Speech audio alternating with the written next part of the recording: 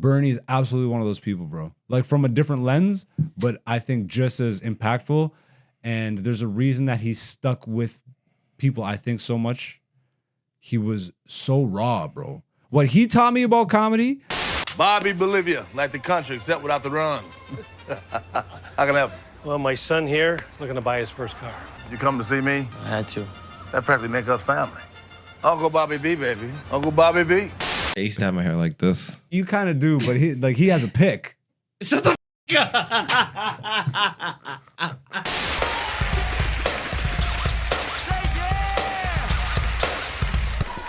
I ain't scared of you, mother. This is one of the most iconic comedy sets, period, ever. The setup to this is the comic before Bernie on this show bombed. If you focus on being the best within yourself, all that stuff will come. Right. I hear people say, get your money on, get your money on. I hate that. I mean, and that's your motivation. I'm so grateful that he existed in a time when I was growing up. So I got influence on what it is to actually be elite level. Welcome back, beautiful people. If you're new to the podcast, welcome. You too can be beautiful people. All you have to do is hit the subscribe. Come back next week, leave a comment, hit the like button. You guys know how this stuff goes. We're fighting Mr. Algorithm, but we don't like to beg over here, even though we bring into you a lot of really good content. Yeah, we're gonna get into it. But Bernie Mac, bruh, is one of those five that, like, if you were to break down me personality-wise, like, he would be one of the five personalities that you'd have to mention that, like, all fucking just melt into a pot that created me. Yeah. Bernie, absolutely, from Kings of Comedy to the Bernie Mac show to his actual stand-up, which I didn't really get to see that much of. But Kings of Comedy, like, back in the day, you had the fucking sleeves of burnt CDs and DVDs. When I tell you I wore that Kings of Comedy DVD out, bro. There's certain ones that I wore out. I maybe watched that like once a week. Wow. When I was younger, bro. And there it would be the rare time where I would watch everybody's. 95% of the time I'm skipping Steve Harvey. 95% of the time skipping Steve Harvey. Even as a kid, you knew that nigga wasn't funny. I would watch maybe, like, I can remember the bit, the Sister Odell bit. Sister Odell. Here come this sorry motherfucker. Here, the first time he heard swearing in church, that's a Harvey bit that I remember. And where he took the guy's coat from the audience. That's like, it's like the bits. I could damn near recite Bernie's the whole 20 minutes. Cedric's was okay, but now recently finding out that car joke, which was obviously my favorite joke from his set as a kid, is actually Kat's joke with receipts. Yeah. Damn, bro, it kind of ruined that. DL Hughley, I respect him, but I like comedy-wise, it's just not me. I wasn't Yeah. I don't even think he was that political back then, but he was like the smart nigga of the group, you know? He was the first person, I remember him saying, you ever smoke and get so high, you wait for the stop sign to say go? Like, he was like the first person I heard say that joke. Interesting. Do you remember how old you were? What's the memory there? I don't know. Did you watch Kings of Comedy back in the day?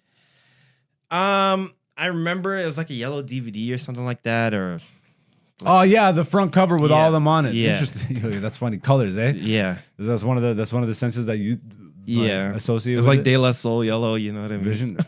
This guy, okay, fair enough. Time and place. That's all I kind of remember. I didn't really watch it. I remembered it was directed and filmed by Spike Lee. Okay. Which was a big deal back then. Like, that name carried weight. But then for him to do like a theater.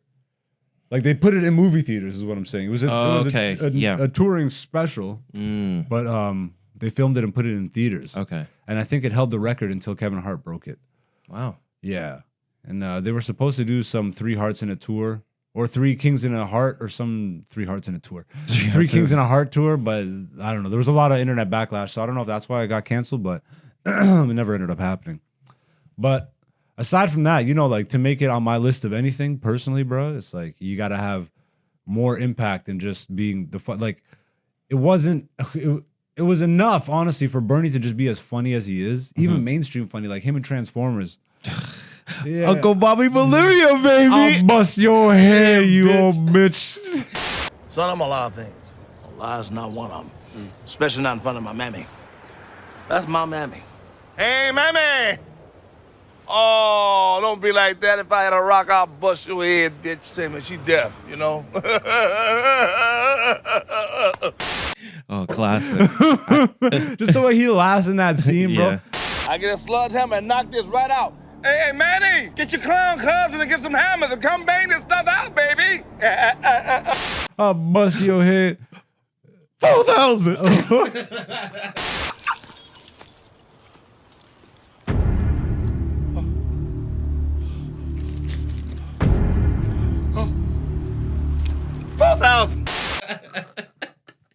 So even in mainstream, so Ocean's 11, bro. I didn't see that one. He was damn. You never seen that one? I never seen any of those. Crushed that role.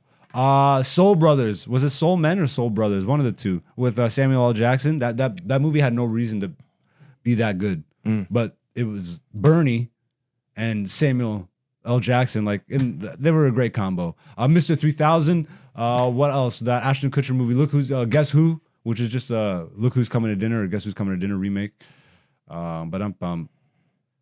But like impact wise, just the way like Nipsey is such a fucking an artist to me that just spans every fucking facet of life is because the wisdom that they imparted. So even as a kid, bro, like that dude was dropping jewels, not just through his comedy, which was elite status, but in random interviews. Like my mom watched Oprah. And like, you know, you catch what your parents are watching because you don't have control of the TV. I'm in the room eating or whatever. And there'll be times where I'm like, yo, I don't give a fuck about this. But when people like that were on, I'm like, I watched it with her, bro. And I'll never forget this interview. There's certain interviews that just stick with you, bro. Him on Oprah, which is, you know, Oprah is whatever. You know, not about that. Friends of the room, I think.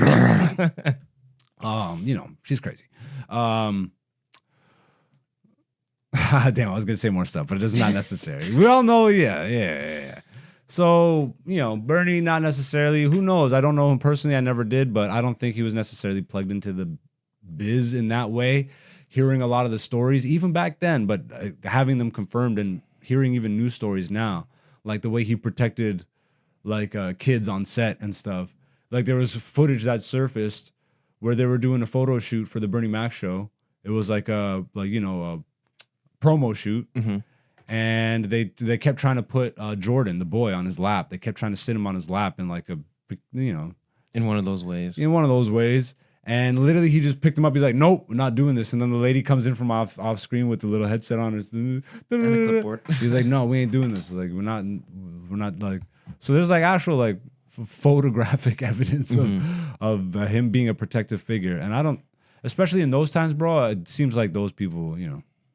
They got God, unfortunately. Whether you want to believe any of the conspiracies around his death or not, you know, it's just sad that he's not here, period. Because damn, bro, comedy would be a different landscape. Like, Patrice is one of those people that is like, I would love to hear his take on shit. Yep. Bernie is absolutely one of those people, bro. Like, from a different lens, but I think just as impactful. And there's a reason that he's stuck with people, I think, so much. He was so raw, bro. What he taught me about comedy is to be authentic. I can distinctly remember there was a period maybe around 5 years in, because I'm very like, you know, the way I work with jokes and stuff, I'll come up with titles and all this stuff. So I think the same way, like philosophically. If there's a lesson that I'm trying to remember or that I'm trying to embody, then I'll give it like I'll give it something to stick out of my mind. So the authenticity thing. There was a period around 5 years in when I had this.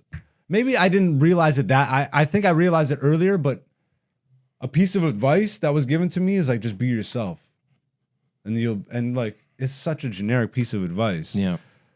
But it's something that everybody's striving to be in whatever like thing they're doing, you know? Like, you are trying to be like, what is the core of your authentic self? And you think you're doing that, you know, because you're like, I am myself. But even when you start to get a decent comedy, bro, there's a lot of good people that understand comedy and joke structure, like joke writing and all that stuff, but are not authentic, that are still not like, you know, there's most of the people, bro, there's a reason that like Corey Holcomb's going out there. There's elite levels to this comedy shit. Elite. There's a reason Cat Williams and Joe Rogan. Corey's on my Rushmore. I just had to put that out there. Corey, Salutes like the Godfather would do.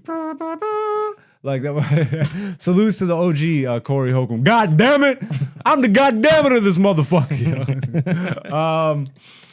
But like, you think you're being yourself because your whole life that's what you're being, and then you start to get decent in comedy, and even still, if you like being yourself is a whole other beast, bro. Like, especially on a stage, like authentically. So around 5 years in, there was this phrase. And I was just like, break down the internal barriers. And what that meant to me was just on stage, I was finding more success the deeper the cut on myself I was willing to share. You know what I mean? Yeah. So another thing that I also realized, and this is for me personally, bro, you can like whatever style of comedy you like, but for what I've noticed growing up, everybody's goats are the prolific ones, and the prolific ones aren't really out here talking random nothingness. People talk about Chappelle, talk about Carlin, talk about Pryor, talk about whoever, Louis C.K., talk about Burr. Name anybody you're really talking about as a legend, as a true legend, not a mainstream legend. And they're 9.5 times out of 10 talking about some real shit. And they're doing it in a way that is palatable, which is funny. That's the main takeaway, you know. So once I clued into this, it's hard though, you know. Like it's painful because then you have to start addressing the shit. Yeah. But I was already in that process in life, and that's another thing that I'll briefly touch on. Too many broken people out here that aren't just like are finding ways to avoid the healing process. Yeah. You know, it's like comedy was never that for me. I didn't make comedy the identity. Comedy is literally like I breathe comedy, nigga. I knew this. I had to get there. Just like how when I started my dreads, it took 2 years for my dreads to actually look decent. And that's just decent. But I saw these rope twists, nigga. I saw all the people be like, oh my God, your hair's so da-da-da-da. Do you have extensions? Suck my dick extensions. What the fuck you on, nigga? Nigga, I'm Ethiopian, baby. Oh, shit. It's lion's mane. So I'm just like, you gotta have vision and belief in yourself, and I'm grateful I got it like that. I'm blessed like that. Not everybody is, and the longer I stay in this, I'm only 13 years, bro. And I'm saying it like that because I don't got ego about this shit. I feel like the goddamn it of this shit already, but I already know, and I've proven to myself at this point, it gets better every day. So as powerful as I feel right now, goddamn it, I'm ready to have an even greater set tonight because I have all the accumulated knowledge, wisdom, and understanding from every previous experience. And you're mad tired. Whoo, I'm mad tired. That's like, and we're still going. Yo, R.I.P. Bernie Mac. Before we get off this though, we have to show some Bernie Mac, bro. So let's show some of this interview. Which one? Let's do the interview real quick. Is this Chasing Money? Yeah. You can skip in a little bit. Skip in a little bit. Yeah, okay, back a little bit. I used to have my Shut the fuck up. Go back. I want, because people always complaining without we talking over shit. So this is for y'all motherfuckers in the comments. God damn it, bro. Let the goddamn video play, bro. Bro, let the fucking shit, bro. Instead of fucking fixing my own life, I'd rather yell at you for some minuscule shit that means fucking nothing. What did you want to say before we hit play? I used to have my hair like this. Nigga, you kind of do, but he has a pick. Shut the fuck up.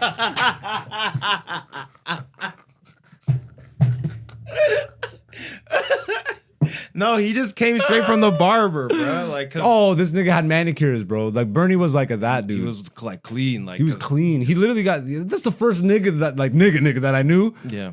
That was getting like mani pedis, bro. Yeah. I'm like, wait, men do this? Because I was young, and like this was a known thing back then. He would go on late night talk shows and be like, "Yeah, no, I get my nails done. Yeah, I'm trying to do. Listen here, you son of a bitch. I like saying motherfucker. It's a great motherfucking word. It describes a person and a place of the motherfucking thing. I don't know. Just hit play, bro. I didn't care. I mean, television. I never watch what somebody else does. It does not matter. Bernie Mac got to do his thing. So what did you think? What was your ultimate goal? What did you want to do? To be the best. To be the best. Within myself. Bingo. I'm not in competition with anybody. So you didn't Bingo. care what form that took? Shut up, I don't bitch. care what people say. When I went home one day, All right, skip ahead. And there's a second part to this. You'll have to skip a little further ahead. Yeah, like there. and stuff, I'm a comedian. I'm not a black comic. I didn't want a black show. I want a show. I make everybody laugh. Pause. Yes, ma'am. Said That yes, ma'am. statement was so fucking impactful. Like, bruh, when I'm talking like the reason that Patrice is such a G to me is not just because he was such an amazing comedian, much like Bernie, much like George Carlin, much like Chappelle, much like Dick Gregory, Pryor, like all the people that really are meaningful to me. There's layers to this shit, bro. There, to be elite, and these are the people that made me realize what comedy truly is. I didn't look up the bums, bro. A lot of people look up the fucking bums. Bums, and you could tell because look at the stage. Go and coming on tour. It's the latest bum. I'm going on tour, by the way. Go check out my. I'm not a hypocrite, my nigga. You can make fun of me too. This nigga just said he's going on tour though, and he's saying people go on tour are bums. Some of them, not me. You figure it out. You pay. You pay what you pay, and you get what you get. All right. So that statement right there was so impactful and helped me navigate the mind fuckery that is show business. To like when I didn't understand what was taking place, it's almost like fatherly advice, you know? Like you hear enough of Patrice spitting real game on what is taking place to him. So that's why the Opie and Anthony tapes were so important to me, because he was actually saying like, yo, I was depressed for this many years because I was just trying to make it. And what the fuck is making it? Bro, it made me think about that at a point where I probably wouldn't have, because I was just trying to be funny. You're just trying to make it. Yeah, I'm just trying to, bruh. Instead of thinking about it. And this is where the whole distraction conversation from earlier. You're going to spend all your time looking at the distraction, or are you going to stop and actually reflect on maybe why the distraction is taking place? I'm not harping on you. Oh, but you could play out the rest of this. When I think of in terms of big, it really wasn't a doubt. I knew I would do well. Enough. But I really didn't, it was not on my mind. I just wanted to get better. Bingo. Better. And I think if you focus on being the best within yourself, all that stuff will come. I hear people say, get your money on, get your money on. I hate that. I hate that. And That's your motivation? If you do well, the money Will come. come. That's what I know. All right, stop it there. Quit focusing on the money, bro. I watched this, like, I word for word, I could recite this whole thing, bro. Like, this is my makeup as a person. As a kid, I watched this shit before I even realized that I am comedy. Before I had that understanding, I've always been, bro. I've always been that funny dude. Just getting to that place and even realizing, bro, I was fine until I actually snapped and realized through a car accident. I'm like, wait, I could be doing this shit. Yeah. I was fine, like getting the lessons in life that were helping me in my regular life, bro. These people actually helped me in my regular life. Carlin, bro, I was listening to Carlin at 10 years old, trying to grasp like much greater ideas than what I was capable of. But even just thinking of that at that a young age, bro, will set you off a certain direction. And that's why I'm like, yo, I can't be with the bullshit these days. And before we wrap up the Bernie stuff, let's play a little bit of that. You don't understand. This is the greatest. This is top 5 comedy sets of all time. Just go back to the beginning. So for context, if you've never seen this, you have to, after you watch this episode, go to YouTube and type in Bernie Mac, Def Comedy Jam, or I Ain't Scared of You. But Def Comedy Jam will probably, I don't know if this is the full set. So pause it for a second. This is one of the most iconic comedy sets, period, ever, to any comedian of a modern, of a more modern era. The setup to this is the comic before Bernie on this show bombed. Do you know who it was? I don't remember. I did at one point because I was really a fucking I'm a comedy historian, bro. To some extent, I really fucking studied this shit when I was coming up. But the comic before him bombed so fucking hard, and he's shaking. Everybody back there is like, oh shit, who's next? Bernie's next, but it's Bernie. Yeah. When you the goddamn it like that, and Corey Holcomb from Chicago too. They both Chicago dudes. Yeah. So what a surprise, bro. People from the hardest areas, bro, got magic. Yep. Got magic like that. And this guy comes out in the 90s in the most 90s outfit ever. That shirt is fire, by the way. I would rock that shirt, but those pants I don't know if I could do. Maybe as a callback. As like a Halloween costume. Yeah, like but he's got airbrushed on his pants, his face. Like it's the craziest outfit. If you've never seen it, like it'll definitely be in the preview and clips and all this stuff. But he did so good because of his confidence, bro. It's one statement. Mm-hmm. You don't understand. I ain't scared of you motherfuckers. Hit play, bro. I ain't scared of you motherfuckers. Yeah. I'm gonna tell you something straight off the motherfucking Fucking press. I ain't coming for no Foolishness. In New York, goddamn it, y'all motherfucking women look good.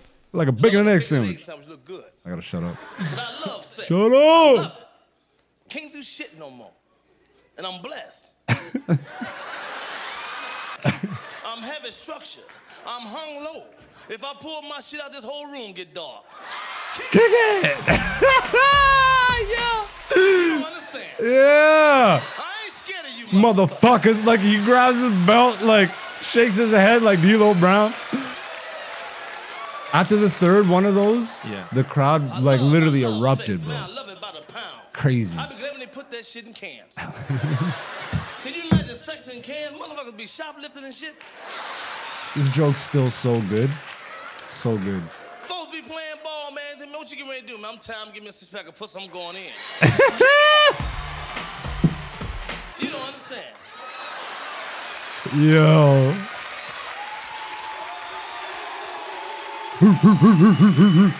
Deposit. I ain't scared. Oh, we'll let that play out one more time. Motherfuckers, man. All right, stop it there. Like, iconic, legendary. And I think part of the reason why Def Jam is so fondly remembered is his set, maybe like Eddie Griffin, Chris Tucker, like the Michael Jackson. Obviously, the vacuum. Obviously, Martin Lawrence. Yeah, the vacuum. Arnez J had a great set on here. Like iconic, yeah, Def Jam. Yo, even Patrice had a Def Jam set, but it was much later on. It wasn't when Martin was hosting and stuff. Yo, Corey. We'll have to do a whole Corey. We'll have to do a whole Corey thing one day, yo. But don't show it to him. Yeah. But yeah, yo. So R.I.P. Bernie Mac, absolute legend. I'm so grateful that he existed in a time when I was growing up. So I got influence on what it is to actually be elite level. And I'm grateful to my mindset and my surroundings and everything that just led to me being able to see the bigger picture of shit. Tap into real shit, like my homie brother Dante over here.